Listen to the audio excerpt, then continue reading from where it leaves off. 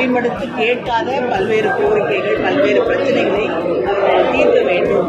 சாமானிய விவசாயிகளாக இருக்கட்டும், மீனவர்களாக, தொழிலாளர்களாக அவங்களுடைய உரிமைகளை பாதுகாக்கக்கூடிய ஒரு அரசு உருவாகும். அப்பொழுது இந்த கோரிக்கைகளை எல்லாம் நிறைவேற்றி தருவோம் என்ற நம்பிக்கையோடு தேர்தல் முழுவதும் நடத்த முடியாது.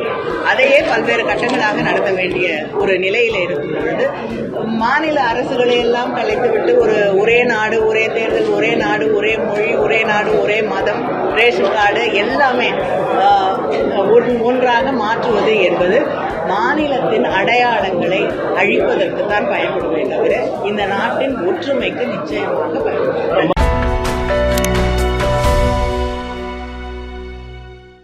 திராவிட முன்னேற்ற கழகத்தை பொறுத்தவரை ஒவ்வொரு முறையும் தேர்தல் அறிக்கையை மக்களை சந்தித்து பல்வேறு துறைகளில் இருக்கக்கூடிய பல்வேறு அமைப்புகள், சங்கங்களில் இருக்கக்கூடிய நபர்கள், தனி மனிதர்களை சந்தித்து அவர்களுடைய கோரிக்கைகள் என்ன என்று கேட்டறிந்து தேர்தல் அறிக்கையை தயாரிப்பதுதான் எங்களுடைய வழக்கமாக இருக்கிறது.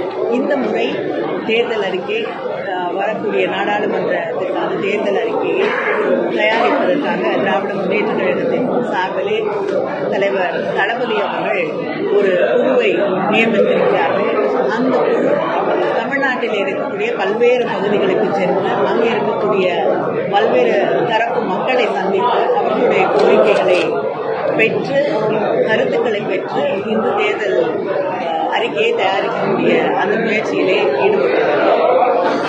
இந்த தேர்தல் அறிக்கைக்காக பல்வேறு மக்கள் எங்களிடம் கொடுக்கக்கூடிய கோரிக்கைகள், ஜிஎஸ்டியில இருக்கக்கூடிய குழப்பங்கள், அது மட்டும் இல்லாமல் மழை காலத்திலே மிகப்பெரிய அளவிலே தென் பகுதிகளிலே இருக்கக்கூடிய மக்கள் பாதிக்கப்பட்டிருக்காங்க.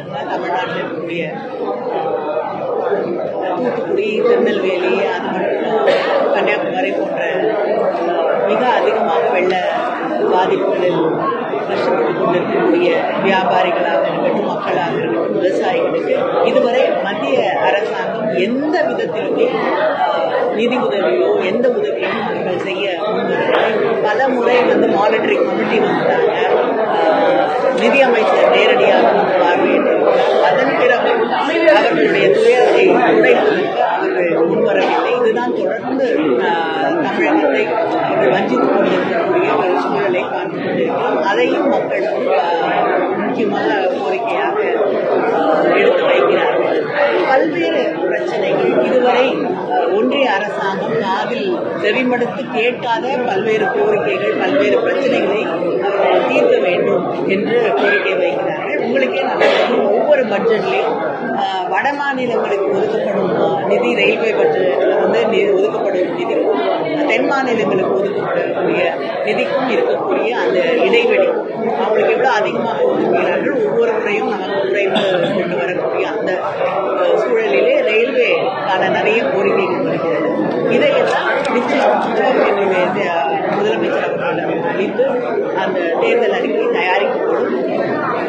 மக்கள் நம்பிக்கையோடு இருக்கிறார்கள். மத்தியிலே இருக்கக்கூடிய பிஜேபி ஆட்சி, ஒன்றிய அரசாங்கத்திலே மாற்றப்படும் ஒரு மக்களை, மாநிலங்களை மதிக்கக்கூடிய, மாநில உரிமைகளை மதிக்கக்கூடிய சாதாரண சாமானிய விவசாயிகளாக இருக்கட்டும், மீனவர்களாக, தொழிலாளர்களாக அவங்களுடைய உரிமைகளை பாதுகாக்கக்கூடிய ஒரு அரசு உருவாகும். அப்பொழுது இந்த கோரிக்கைகளை எல்லாம் நிறைவேற்றி தருவோம் என்ற நம்பிக்கையோடு தேர்தல் அணுகிறார்.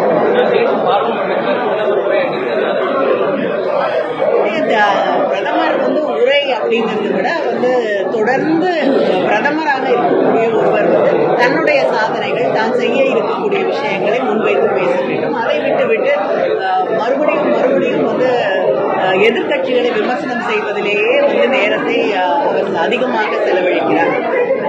கிட்டத்தட்ட 10 ஆண்டுகளாக நீங்க ஆட்சியில் இருக்கீங்க, நீங்க என்ன செய்ய வேண்டும், செய்து கொண்டிருக்கிறீர்கள் என்பதை பற்றி பேசுவதை விட்டுவிட்டு 60 ஆண்டுகளுக்கு முன்னால் நடந்த விஷயங்கள் அதையும் மாற்றி உண்மைக்கு புறம்பாக தொடர்ந்து பல்வேறு விஷயங்களை பிஜேபி வழமையாக வைத்துக் கொண்டிருக்கிறது. அதைத்தான் பிரதமர் அவர்களும் செய்திருக்கிறார். சண்டிகர் மேயர் தேர்தல் நடந்த அந்த பிரிவுகளை பற்றி என்ன நினைக்கிறீங்க? நீதிமன்றம் அவர்களுக்கு ஒரு எச்சரிக்கை கொடுத்திருக்கிறது, அதை பற்றி என்ன நினைக்கிறீங்க? சில நேரங்களில் நீதிமன்றங்கள் நியாயத்தை சொல்லக்கூடிய ஒரு சூழல் உருவாகிறது. அது வந்து வரவேற்க வேண்டிய ஒரு விஷயம்.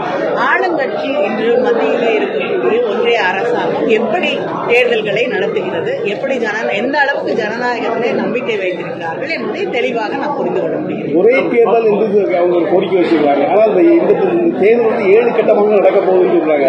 ஒரே நாடு ஒரே தேர்தல் என்பது 7 கட்டம் என்பதையும் ஒப்பிட்டு சொல்லுங்க. இல்லைங்க, ஒரே கட்டமாக ஒரு தேர்தலை நடத்த முடியாது அப்படிங்கிறது தான் நிதர்சனம் உண்மை.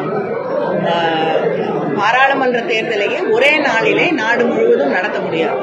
அதையே பல்வேறு கட்டங்களாக நடத்த வேண்டிய ஒரு நிலையில இருக்கும் பொழுது மாநில அரசுகளை எல்லாம் கலைத்துவிட்டு ஒரே நாடு ஒரே தேர்தல், ஒரே நாடு ஒரே மொழி, ஒரே நாடு ஒரே மதம், ரேஷன் கார்டு எல்லாமே ஒன்றாக மாற்றுவது என்பது மாநிலத்தின் அடையாளங்களை அழிப்பதற்கு தான் பயன்படுமே தவிர இந்த நாட்டின் ஒற்றுமைக்கு நிச்சயமாக பயன்படும். மக்களுடைய ஆசையை தூண்டக்கூடிய விதமாக தான் தேர்தல் அறிக்கையை உருவாக்குறாங்க அப்படிங்கிற ஒரு திரைப்படத்தை வந்து மேற்கோள் காட்டி அண்ணாமலை அது எந்த திரைப்படம்லாம் எனக்கு தெரியாது. நான் ஒன்னே ஒண்ணு கேட்கிறேன், மக்களுடைய எதிர்பார்ப்பு என்ன? அப்ப அவங்க தேர்தல் அறிக்கையில எதை முன்வைக்கிறாங்க? அவங்க தேர்தல் அறிக்கையில ஒரு விஷயத்தை முன்வைக்கிறாங்க, வந்து மத அரசியலையும் காழ்ப்புணர்ச்சிகளை உருவாக்கக்கூடிய விஷயங்களையும் முன்வைக்கிறார்கள். ஒரு சாதாரண சாமானிய மனிதனுக்கு இருக்கக்கூடிய கனவு, படிக்கணும், வேலை கிடைக்கணும், வேலை வாய்ப்புகளை உருவாக்க வேண்டும், அதெல்லாம் அவங்களுக்கு தெரியாது. ஆனா எங்களுடைய தேர்தல் அறிக்கையில கல்வி, அடிப்படை சுகாதாரம், அதை தாண்டி வந்து வேலை வாய்ப்புகள், எல்லோரும் சமமாக சமூக நீதியோடு வாழ வேண்டும், இதெல்லாம் ஒரு அடிப்படையில மனிதனுடைய ஆசைகள், கனவுகள், நியாயமான கோரிக்கை. இதைத்தான் நாங்கள் முன்வைக்கிறோம். இது அவங்களுக்கு தெரியாது, அதனால அவரால் புரிஞ்சுக்க முடியாது.